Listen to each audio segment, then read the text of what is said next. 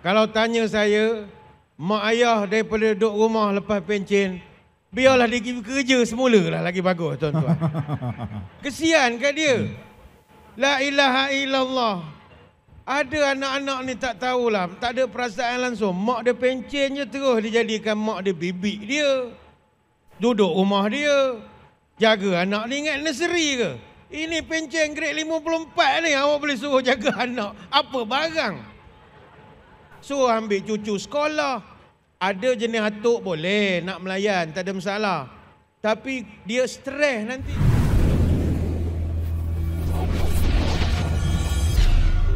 Baik, kita nak bergerak kepada Datuk Sabandar Shah pula. Bila kita sebut tentang warga emas ni, dia kadang-kadang bila nak menghadapi waktu pesara ni, macam-macam planning kita ada tu. Ada yang nak mengelilingi dunia, ada yang nak gunakan untuk buat haji, ada yang nak renovate, ada yang nak buat kedui, macam-macam dia punya planning. Mungkin Datuk boleh pandu kepada kita, apa fokus utama yang perlu dibuat di usia warga emas ni? Silakan Datuk. Assalamualaikum warahmatullahi wabarakatuh. Waalaikumsalam warahmatullahi wabarakatuh. Bismillahirrahmanirrahim. Alhamdulillahi hamdan katsiran tayyiban mubarakan fihi kama yanbaghi li jalali wajhikal karim wa li azimi sultanik. Allahumma salli ala sayyidina Muhammadin abdika wa rasulika nabiyil ummi wa ala alihi wa sahbihi wa sallim, amma ba'du. Terima kasih kekanda saya Al-Fadhil Ustaz Hariri selaku moderator forum. Rakan bicara wara pada petang ini kekanda saya Profesor Madya Dr. Dr. Farid Ravi. Seterusnya tuan-tuan guru, para alim ulama, para habaib, muslimin muslimat, hadirin hadirat, tuan-tuan puan-puan, puan-puan, puan-puan, puan-puan, puan-puan, puan-puan dan puan-puan. Mudah-mudahan dirahmati Allah sekalian. Terlebih dahulu saya merasa begitu teruja pada petang ini kerana inilah kali pertama saya berceramah di depan penonton yang majoritinya datuk semua. Biasa kat istana pun tak semua datuk. Ini semua datuk lah kata-katanya. Ni datuk cucu lain. Justru mengenangkan usia kita yang sangat berbeza. Semuanya sebaya-sebaya mak ayah saya, pak-pak saudara, mak saudara saya. Justru terlebih dahulu saya menginsafilah akan kedudukan saya bagaikan anak yang masih belum khatam ilmu pengajian. Ibarat kail panjang sejengkal, ibarat kain pendek sehasta. Sekadar busut di tepi gunung, sekadar rehal menjunjung kitab. Umur pun baru setahun jagung, darah baru setampuk pinang, akal baru selilik telunjuk. Ibarat beluka muda, perjalanan pun belum jauh, pandang pun belum luas. Bak kata adat, balak baru balak muda nak dibuat tiang tak berteras, tapi nak dibakar pula tak berbara. Tapi kalau setakat nak rebus kolej air bolehlah sikit-sikit. Jadi kalaupun ada beberapa patah kalam yang boleh dijadikan ilmu, tuan-tuan, puan-puan, ibu bapa sekalian adalah pendeta yang lebih arif lagi bijaksana. Hadirin hadirat sekalian, warga emas ni dia banyak kelebihan. Walaupun kita merasa kehilangan tu banyak. Sedar-sedar uban mulai gugur, gigi mula berterabur, kulit dah mula kendur, mata dah mula berkabur. Tetapi walaupun dari segi fizikal kita dah banyak kehilangan, namun kita berada pada kedudukan yang patut kita penuhi hidup kita dengan kesyukuran. Tak ramai kawan-kawan kita sampai umur kita sekarang, tak ramai. Ada kawan-kawan kita sama kerja, sama induksi, tapi tak sempat pencen. Alhamdulillah kita dipanjangkan usia, maka di situ sudah ada penghormatan. Kelatlah nangka tinggi di gua, hattakan dua, pastinya tiga. Hormatilah mereka, sayangi jua, semua kita kan tua seperti mereka. Baik itu orang warga emas ini, mereka ini golongan yang dipanjangkan usia. Tuan-tuan ni semua bukannya tua. Mana ada istilah tua? Cuma umur panjang. Itu beza tu. Tua lain, umur panjang lain. Umur panjang. Sebab itu tua ini diukur daripada segi psychological, secara biologi, secara fungsional. Sebab itu ada orang walaupun dah tua, tetapi dia young old man. Ada. Dia orang tua tetapi masih muda dalam hati. Kalau di depan saya ini kata-kata young old man lah saya gelarkan ya, umur antara julat 65 sampai 74 tahun. Dia kalau old man itu lain, 75 sampai 84. Tuan-tuan tak boleh buat karnival mai pesara di sini kalau nak buat untuk 75 ke atas. Tuan-tuan kena forum depan rumah dia betul baru senang. Kalau tak susah dia nak datang. Cari parking pun tak jumpa, dia main parking suka-suka hati. Jadi susah kita sekarang. Kalau extreme old itu 85 tahun ke atas. Macam kami di depan ni semua muda-muda tapi old young man, lain sikit. Sebab kalau jadi penceramah itu tak boleh nampak muda sangat. Kalau orang tak boleh beza, antara ustaz dengan Coldplay pun tak boleh nak beza, jadi susah belakang. Jadi biarlah nampak tua sikit. Banyak kelebihan umur panjang ini. Lepas tu adik-adik jangan samsing sangat, kena hormat orang tua-tua. Orang warga emas ini untung banyak. Pertama, dia orang ada diskaun setengah harga. Jangan main-main. Dia ada senior citizen punya harga tiket. Oh, itu banyak jimat tu. Untung. Lepas tu saya yang paling jealous sekali bila boarding kapal terbang lah. Menonong je laju geng-geng ni. Dia special. Dia macam enriched gold dia punya taraf dia tu. Sebab dia dah warga emas kan. Platinum. Platinum tu sikit ni gold lagi ni. Sebab bila announcement kan dia akan panggil family with children, lepas tu yang perlukan bantuan dan warga emas. Kita hak bisnes ni pun kadang kena tunggu sekejap sebab dia lama. Slow dia berjalan. Banyaklah kelebihan-kelebihan Allah Ta'ala bagi. Jadi kalau tanya ke saya, apa fokus utama kalau kita dah menjalani kehidupan warga emas ini? Orang biasanya selalu fokuskan bila usia emas ini tak ada buat apa-apa lah, jaga cucu, nengok Gegar Berganza, tu je lah kerjanya. Apa lagi kerja? Masuk Persatuan Sejarah, itu sajalah. Malam ni Gegar Berganza tu. Malam ni. Tarik balik. Tu tak ada lama forum ni lah. Oh patutlah dia nak menengok. Jadi itulah masuk Persatuan Sejarah, jadi AJK Masjid, itu sajalah. Lepas tu dia komplain AJK Masjid, itu je lah kerja dia. Jangan. Saya melihat golongan warga emas ni bukan macam warga emas zaman kita dulu. Saya sendiri, kami sebagai orang berceramah, kami dah kena bear in mind, orang tua-tua yang di depan kami di Masjid Surau, semua educated dah sekarang. Itu pencen Jusasi, Jusabi semua tu. Saja dia buat bodoh je dia menang kita. Pencen TKSU, SUB, doktor ada, Prof Emeritus ada. Sebab itu mereka ni golongan berpengalaman. Ada pengetahuan, kaya dengan petua, banyak kemahiran dan masih boleh menyumbang buah pikiran. Sebab itu orang tua-tua pun menyebut orang warga emas ni dia lebih dulu makan garam. Ini bukan ukuran penyakit darah tinggi, apa tidak. Menunjukkan dia lebih banyak pengalaman berbanding dengan kita. Bukan gua sebarang gua. Gua penuh pusaka bonda. Bukan tua sebarang tua. Tua penuh ilmu di dada. Keluar geruda balam membawa. Kemari jua tersenyum paksa. Biar muda di dalam jiwa. Dari tua sebelum masa. Wahai orang muda kena ingat, kita orang muda dipanggil pemuda. Tapi orang tua ni dipanggil petua. Dia banyak petua. Don't play. Jadi warga emas masih boleh menyumbang. Dari segi buah pemikirannya, membimbing dan mendidik orang-orang muda macam kami dalam memimpin organisasi masih diperlukan. Sebab itu mari kita cerita sejarah. Nabi SAW usianya benar-benar mula aktif untuk membangunkan masyarakat civil society di Madinah itu sebermula usianya 53 tahun. Orang kalau kerja kerajaan 53, 54, 55, dia dah post power syndrome. Dia dah tak berapa nak kerja dah. Dah 9 hari bila nak cuti saja. Tak, Nabi 53 itu sedang peak dia.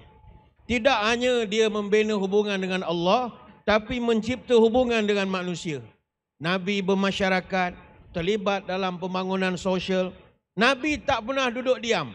Kerana bagi Nabi kita, pencen sebenar hanyalah kematian sahaja. Itulah pencen paling sebenar. Begitu juga para sahabat.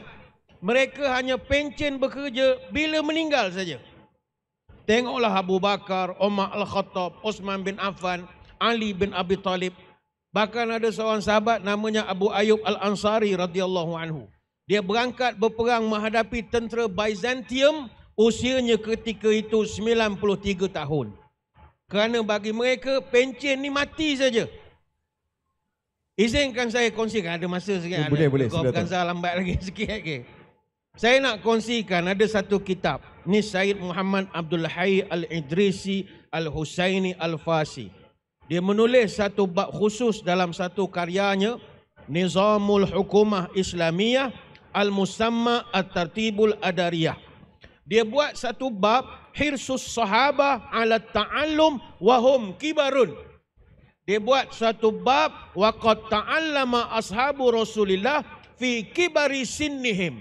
Majoriti sahabat Nabi hanya kenal agama dan mendalami agama ini bila umurnya sudah mencecah usia emas. Tidak ada sahabat yang kenal agama belasan tahun, kecuali beberapa orang sahaja.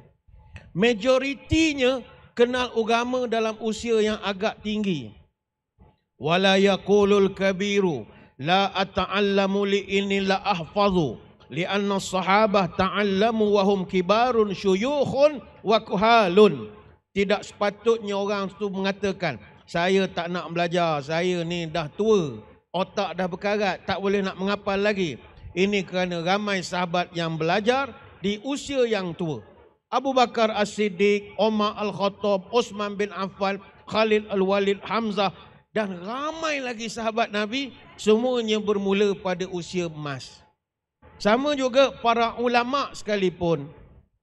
Kebanyakan ulama ada yang belajar di usia tua. Ini pun usia tua ke belajar ni dulu. Kan dia ceritalah, ni tua baru belajar ni. Masa muda tak tahu benda dia buat agak. Tak mahu tu ya. Ramai ulama belajar di usia tua. Imam Al-Kisai. Imam Kisai ni siapa? Kita kalau dalam fiqh, kita ada Imam Abu Hanifah, Malik bin Anas, Ahmad bin Hanbal, Imam Syafi'i. Kalau dalam ilmu kalam, ilmu akidah, ada Imam Asy'ari dan Al-Maturidi. Kalau dalam ilmu at-tasawuf, ada Imam Junaid Al-Baghdadi dan Imam Al-Ghazali.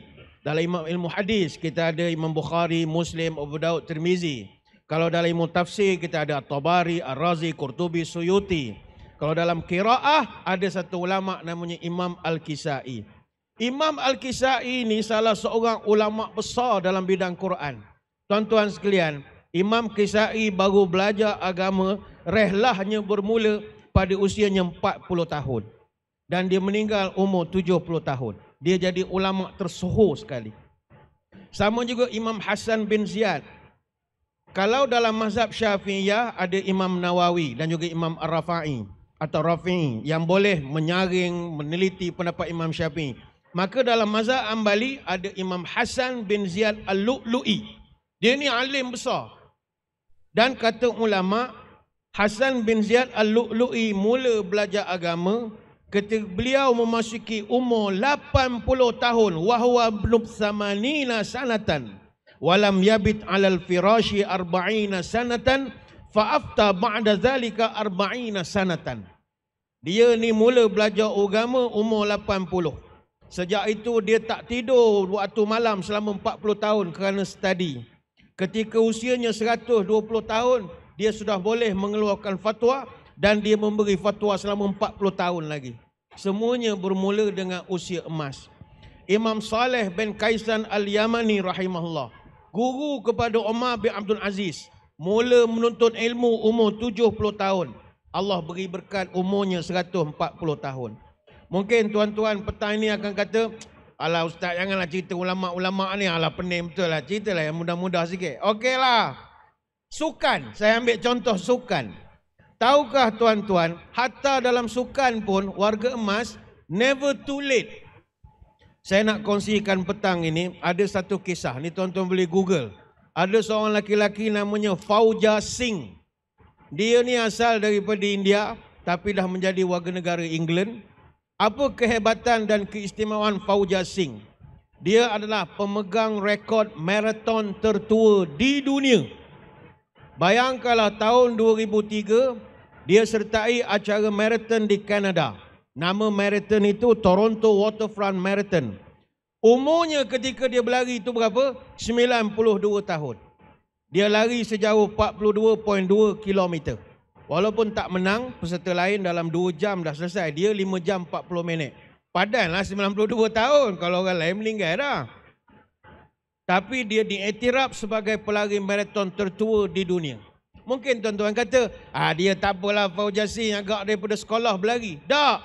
Dia mula berlari ketika umurnya 81 tahun saja. Sebelum tu dia hidup macam kita, makan, tengok TV apa semua. Dia rasa dia kena berubah untuk kesihatan.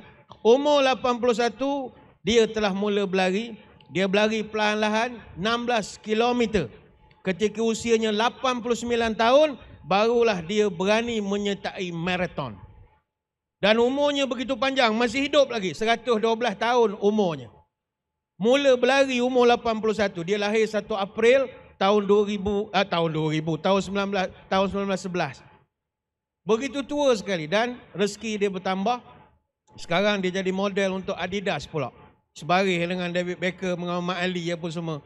Artinya kepada ibu bapa sekalian, kalau jumpa Fauzi Yasin malu, kita jumpa dengan dia, kita jadi malu. Dia umur 112, boleh berlari lagi. Kita baru umur 73, bangun pun berapa banyak takbir. Allah, takbir saja bangun. Itu ringkas akan jadi panjang pula. Dia jadi cepat sensitif, cepat terasa. Tapi kadang-kadang anak-anak ni tak faham. Kadang orang tanya, Haji, sekarang ni pencen seronok di rumah. Benda seronok, hari-hari pergi ambil dekat JNT. Baru nak tidur, JNT, macam-macam. Macam mana tu? Keluarga nak menyokong supaya di usia emas ni terjaga emosinya dan sebagainya. Silakan tu. Muslimin muslimat sekalian, kalau tanya saya, mak ayah daripada duduk rumah lepas pencen, biarlah dia pergi kerja semula lah, lagi bagus tuan-tuan. Kesian kat dia. La ilaha illallah. Ada anak-anak ni tak tahulah, tak ada perasaan langsung. Mak dia pencen je terus dijadikan mak dia bibik dia.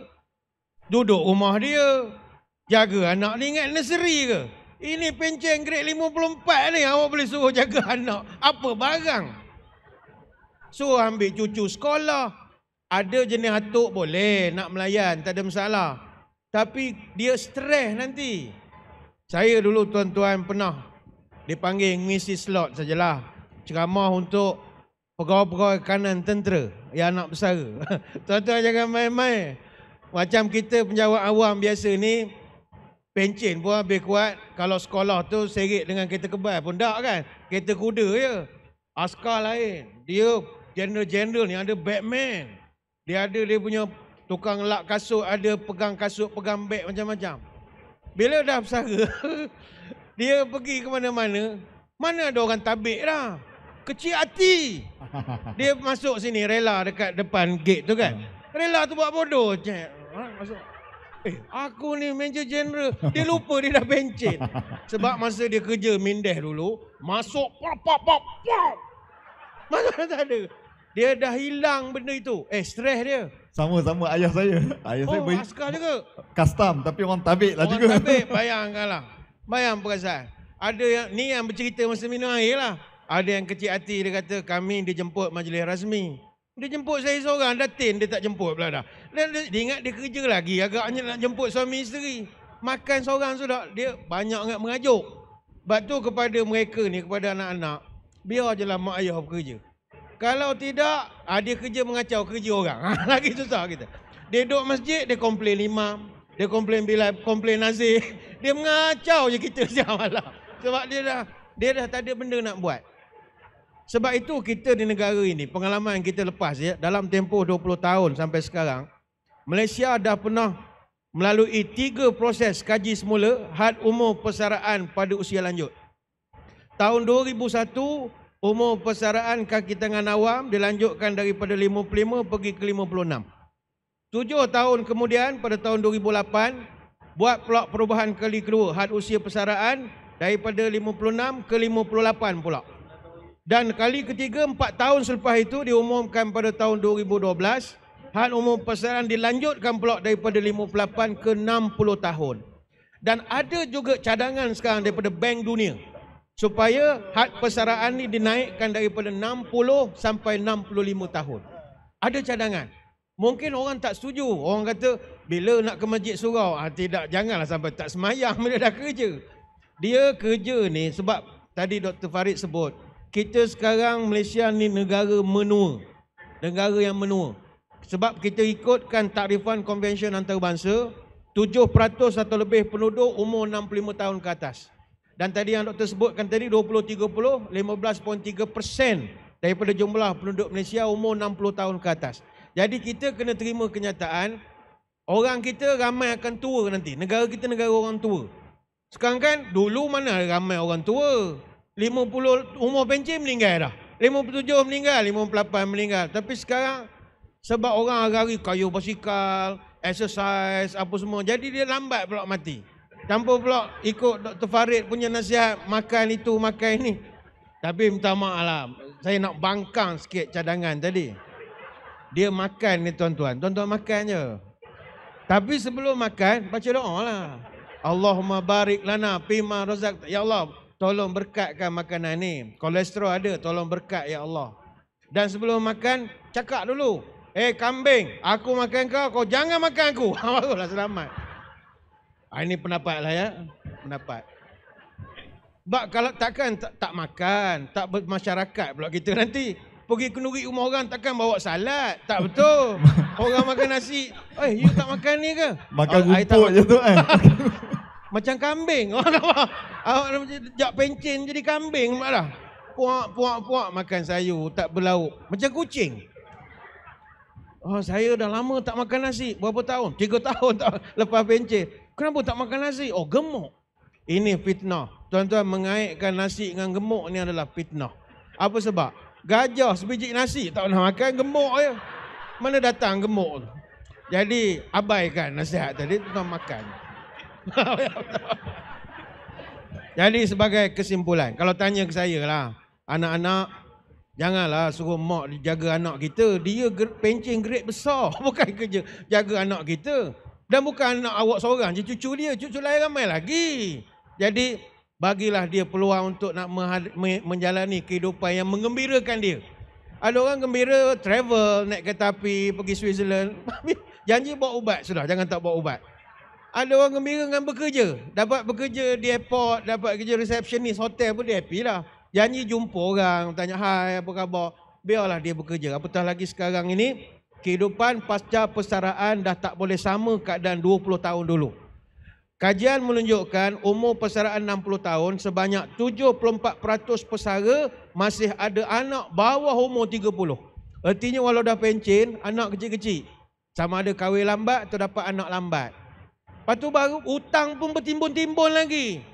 Didapati juga pesara masih lagi mampu sebenarnya untuk memberi manfaat kepada negara, terutamanya daripada aspek cukai pendapatan. Masih boleh bayar cukai pendapatan kalau mereka bekerja. Dan kita juga boleh mengatasi masalah kekurangan tenaga mahir, orang yang berpengalaman dalam semua sektor industri. Jadi kesimpulan mudah, tidak tempur bersarang tinggi, begitulah juga sarang kedidi. Orang tua dijunjung tinggi, orang muda kita sanjungi. Air telaga sejuk sekali, anak dara mandi di kali. Orang tua kita hormati, orang muda kita sayangi. Wallahu a'lam. Alhamdulillah, banyak perkara, terutama saya fikir yang bab anak-anak tu, ini satu pesanan baik kepada mungkin yang ada depan ini, bawa anak, dan kita pun mungkin tersilap langkah pernah buat seperti itu. Sekarang ada masa lagi untuk kita beri kepada ayah dan mak. Kesimpulan pada Datuk Bat pula, mungkin bila Datuk sebut tentang orang tua ni ataupun umur yang panjang ini banyak pengalaman. Generasi hari ini macam-macam Datuk. Jadi macam mana kita nak manfaatkan warga emas ini sebagai orang yang dapat mendidik generasi? Silakan. Muslimin muslimat sekalian, wahai orang muda, kita dengan orang tua-tua ni kita jangan kurang ajar. Kita kena hormat. Sebab orang tua ni dia pernah muda. Dia pernah muda. Tapi kita orang muda belum tentu tua. Kena tampar dia akan meninggal mana tahu. Jadi kita jangan samsen sangat, kena hormat. Umur dia sama mak ayah kita. Umur dia sama pak saudara kita, mak saudara kita. Anak rusa masuk kelaman, senanglah jua orang memburu. Orang muda buatkan teman, orang tua jadikan guru. Pengalaman dia banyak, yang itu yang kita hendak. Dan kepada tuan-tuan warga emas sekalian, ibu bapa, berikanlah sumbangan pada kami. Berilah sumbangan kepada negara. Janganlah kerana kita dah di usia emas, kita merasa kita tidak ada sumbangan. Kita semua berperanan. All men in all profession in one commitment. Kita nak bangunkan agama, bangsa dan tanah air. Tapi kadang bila dia dah rasa dia orang tua, dia tak boleh menyumbang. Jangan, nanti stres, nanti akan murung nanti. Jangan. Berikanlah sumbangan kepada negara. Saya teringat ada satu kisah, ada seorang orang kampung, dia ambil air di sungai, dia bawa 2 tempayan. Dia pergi ke sungai, dia ambil air. Tempayannya ada 2, dia pikul. Sebelah tempayan yang sempurna, sebelah lagi tempayan yang retak. Dia angkut air sepanjang jalan sampai ke rumah. Bila dia letakkan tempayan yang sempurna, airnya masih penuh. Tempayan yang retak, airnya dah berkurang. Jadi tempayan sempurna dikutuk tempayan retak. Dia kata, Yan, panggil Yan je lah. Yan, engkau ni berhenti je lah jadi tempayan. Engkau dah tak boleh berfungsi lagi, engkau dah tua. Kau tengok retak banyak. Buat menyusah je air, tengah jalan semua sampai tak ada guna langsung. Kau berhenti sajalah, bagi orang muda-muda ni buat. Engkau dah tua lah.